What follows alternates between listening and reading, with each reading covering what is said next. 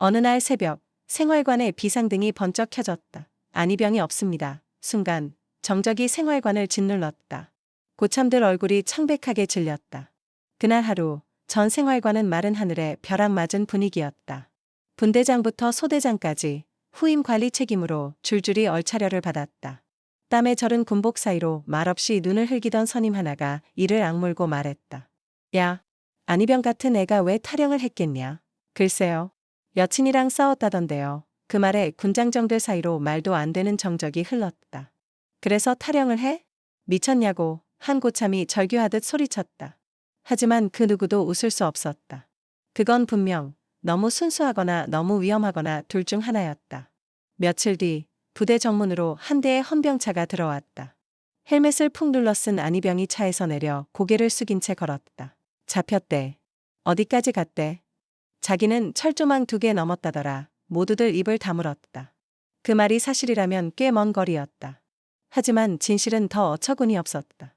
그날 밤 안희병은 초소 근처의 어둠을 틈타 조심스레 철조망을 넘었다. 심장은 군화를 뚫고 튀어나올 듯 뛰었고 손끝은 찔린 피로 물들었지만 그는 오직 하나의 생각만 품고 있었다. 그의 얼굴을 다시 한 번만 보자. 또 다른 철조망. 그는 이를 악물고 기어 넘었다. 철조망을 지나면 세상이 바뀔 줄 알았다. 하지만 그가 마주한 건 낯선 병사의 목소리였다. 너 누구냐? 안희병입니다. 어디 소속인데? 1사단. 이중대요. 잠시 침묵. 그리고 그 병사는 말없이 무전을 날렸다. 여긴 8사단이다. 이 자식?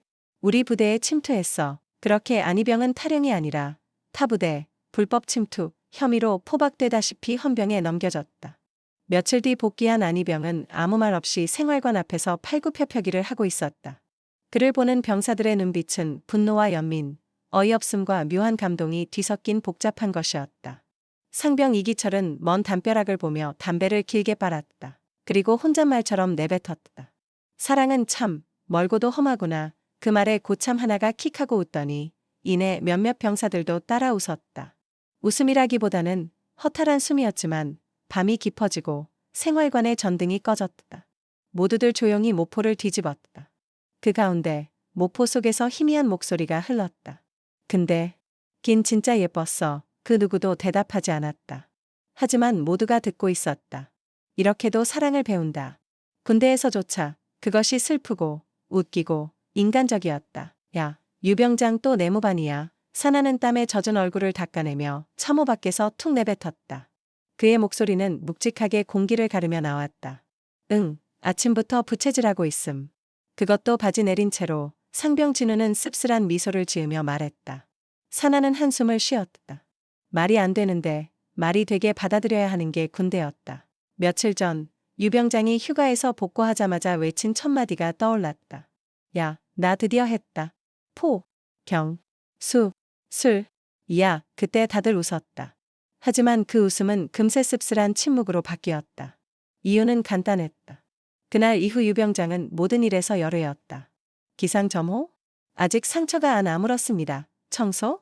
먼지가 들어가면 곰습니다. 식판 나르기? 진동이 아픕니다. 심지어 훈련장 이동도 저는 의무조치 대상입니다. 라고 태연하게 외쳤다. 사나는 고개를 돌려 내무반 창문을 슬쩍 바라보았다. 과연 유병장은 창가에 앉아 바지를 반쯤 내린 채 천연덕스럽게 부채질을 하고 있었다. 야, 봤냐? 진짜 저걸 열고 있어. 진우는 헛웃음을 지으며 말했다. 바람 좀 들어오게 틀어놓는 거라잖아. 위생이래. 군의관 지시래. 그렇게 치면 다들 하나씩 하고 오겠다. 사나가 투덜거리며 참호로 다시 들어갔다. 군대에서 아무리 힘든 훈련을 겪어도 이런 일들이 종종 일상에 스며든다. 그날 저녁 소대원들끼리 짧은 담배 타임을 가지며 또 그 얘기가 나왔다. 야, 우리도 휴가 나가서 하나씩 하고 오면 되는 거 아냐? 누군가 웃으며 말했다.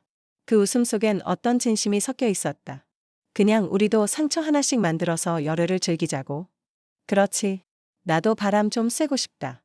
진짜 그게 가능하면 이건 군대가 아니라 놀이동산이겠지. 다들 피식 웃었다. 하지만 그 웃음 속에 묘한 미련이 남았다. 언제까지 이렇게 서로가 서로에게 웃음거리가 되어야 할까? 그런 생각이 잠깐 들었지만 또다시 훈련이 시작되면 그런 것들은 모두 무의미해진다. 어느새 그날도 저물어 갔다. 사나는 참호에서 잠시 앉아 유병장의 군 생활을 떠올렸다. 그의 선택은 그리 현명하지 않았지만 어쩐지 그 선택이 부러웠다. 그가 얻은 자유가 자신에게도 조금이라도 닿을 수 있다면 좋겠다고 생각했지만 결국 군대에서 누릴 수 있는 자유는 한계가 있다는 사실을 떠올리며 그는 무겁게 숨을 내쉬었다. 사단 탄약고는 부대에서 수킬로미터 떨어져 있었다. 하늘에는 달이 떠 있었고 산자락을 따라 고요한 어둠이 서서히 내려앉았다. 그날 밤 나는 보초를 서고 있었다. 달빛 아래 흙길을 따라 서성이며 귓가에는 바람 소리만이 들려왔다. 그때였다. 문득 코끝을 찌르는 아카시아 향이 스며들었다. 바람을 타고 어디선가 흘러온 그 향기에 괜히 가슴이 찌르르해졌다. 이건 아카시아 꽃 향기인가? 향기는 마치 고향의 뒷마당에서 맡았던 따스한 여름날의 기억을 불러일으켰다. 그리고 그 향기 속에 숨겨진 수연의 얼굴이 떠올랐다. 지금쯤 뭐 하고 있을까? 그 아이도 이 향기를 맡고 있을까? 아니면 이미 나를 잊었을까? 철모 아래로 땀이 흐르는 줄도 모른 채 나는 한참을 그렇게 서 있었다. 눈을 감고 그 향기 속으로 잠시 빠져들었다. 아무런 소리도 들리지 않는 고요한 밤, 내 마음은 점점 더 멀어지는 현실 속으로 묻혀갔다. 그 순간 군대라는 이곳에서 어쩌면 가장 작은 것에 마음이 흔들리고 있었다. 고요한 밤에 하나의 향기만으로도 그리움이 피어나는 게 군대라는 곳이었다. 그 속에서 나의 삶과 사랑, 그리움이 조용히 울려 퍼져갔다. 취침 전 생활관 구석 한켠에 앉은 유병장이 또 편지를 쓰고 있었다. 낡은 잡지책 뒷면에서 오려낸 펜팔 주소록 한 장을 손에 쥔 채였다. 밤의 정적 속에서 펜촉이 종이를 스치는 소리가 유독 크게 들렸다. 병장님, 또 쓰세요? 막내 이등병이 조심스레 물었다. 그 질문에 유병장은 잠시 멈칫하며 웃었다. 오늘은 대전 사는 혜진이한테. 유병장은 말끝에 괜히 헛기침을 섞으며 쑥스러운 듯 웃었다. 그의 진지한 모습에 생활관의 분위기가 묘하게 변했다. 사나는 그런 유병장의 모습을 보고 한마디 던졌다. 벌써 10통은 넘긴 거 아니에요? 아직도 답장 없어. 유병장은 잠시 펜을 멈추더니 고개를 끄덕였다. 10통 정도 쓰면 한 통쯤 오겠지. 확률이라는 게 있잖냐. 확률요? 병장님, 지금 확률 제로인데요. 사나이 말에 생활관은 와르르 웃음이 터졌다. 유병장은 그 웃음을 무시하듯 입술을 굳게 다물고 말했다. A씨, 너네는 낭만이 없어서 그래. 답장이 중요한 게 아니라 쓰는 그 순간이 중요한 거야. 세상 어딘가에 있는 누군가를 떠올리며 글을 쓰는 이 마음이, 이게 예술인 거지. 유병장은 그 말에 뿌듯하게 미소 지으며 말했다. 그러니까 이게 다 내 철학이야. 그의 말투는 대단한 철학자처럼 진지했지만 사나는 그저 킬킬 웃을 뿐이었다. 그 누군가가 병장님 편지를 한 통도 안 읽었을 수도 있잖아요. 사나이 날카로운 한마디에 유병장은 얼굴을 찌푸렸다. 야, 그런 말 하지 마라. 난 분명히 언젠간 온다고 믿는 사람이야. 그렇게 말하며 펜을 다시 잡은 유병장은 입가에 희미한 미소를 남겼다. 그럼에도 불구하고 제대일이 다가와도 유병장이 그렇게 정성스럽게 쓴 편지에 대한 답장은 결국 오지 않았다. 마지막 휴가에서 돌아오며 그는 말없이 잡지책 주소록을 찢어 쓰레기통에 던졌다. 그래도 썼던 시간들은 재밌었어. 그가 혼잣말처럼 내뱉자 사나는 빙그레 웃으며 대답했다. 병장님, 사랑은 멀리 있지 않았던 거네요. 항상 자기 손안에 있었던 거죠. 펜이랑 편지지. 유병장은 잠시 말없이 웃더니 툭 사나 머리를 살짝 쳤다. 야, 너 왜 이렇게 말이 많냐? 저녁하면 시집이라도 차리겠다. 그날 밤 생활관엔 유병장의 웃음소리가 오래도록 퍼졌다. 그 웃음 속에는 그토록 긴 시간을 기다리고 쓴 편지들이 가득 담겨 있었다. 하지만 그 웃음 속에는 그가 계속 믿고 있던 사랑의 확률이 여전히 살아 있었다. 자신의 삶에서 편지와 펜을 통해 전해진 소중한 마음들이. 여의도 광장. 그날도 대통령이 오는 날이었다. 예포 행사는 늘 그랬듯 거창했다. 국가 원수가 올 때면 대포 21발이 허공을 울렸다. 그 소리가 훈련소에서도 들렸던 기억과 겹쳐 가슴이 매번 쿵쿵 내려앉았다. 이번엔 꼭 사고 없이 끝났으면 좋겠다. 사나는 속으로 되뇌며 정비 상황을 몇 번이고 점검했다. 긴장이 고조된 상태에서 다시 한번 모든 준비가 제대로 되어 있는지 살폈다. 그런데 이번에도 변이나 상병은 명단에 없었다. 늘 그렇듯 빠졌다. 왜 이나는 또 안 가요? 몰라. 신원조회에서 걸린다잖아. 할아버지가 빨갱이였다고. 그게 진짜예요? 글쎄, 누가 확인해 봤겠냐. 모두들 수군거리긴 했지만 누구도 확신은 없었다. 그저 변이나라는 이름 옆엔 늘 보안상 제외라는 말이 붙어 있었다. 행사는 별탈 없이 진행되는 듯 보였다. 예포는 정확한 간격으로 발사됐다. 하늘은 맑았고 TV 중계차도 그 순간을 담고 있었다. 모두가 안도의 숨을 내쉬었다. 그러나 부대로 복구하자 난리가 났다. 포구마개가 없다. 한 대의 포에서 고무로 된 포구마개를 제거하지 않고 예포를 쏜 것이었다. 그 마개는 어디론가 날아가 버렸고 장비 담당 병사들은 땀에 젖은 얼굴로 흙바닥을 기어다녔다. 이건 군기 문제인데 포마개 확인도 안 하고 발사한 거잖아. 상병 하나가 작게 중얼였고 곧 부대 전체가 얼어붙었다. 이런 실수가 VIP 행사에서? 이거 큰일 난다. 분위기 보니까 중대장도 눈 돌아갔더라. 바람 한 줄기도 조심스러운 날. 그날 저녁 간부 전원 회의가 열렸고 병사들 사이에선 열애니, 얼차려니, 영창이니 하는 소문이 돌았다. 사나도 그날 밤 침낭 속에서 말없이 누워 있었다. 누가 실수했는지, 왜 확인을 못했는지 그 모든 걸 따지기 전에 이미 공포는 퍼져 있었다. 야, 오늘 진짜 쎄하다. 내일 뭔 일 날지도 몰라. 그러게. 우리 진짜 군기 다시 잡아야 할 듯. 그렇게 여의도 광장의 예포 소리는 기억 속엔 공포의 시작으로 남았다. 일요일 아침, 부대는 평소보다 조금 느슨한 공기에 감싸였다.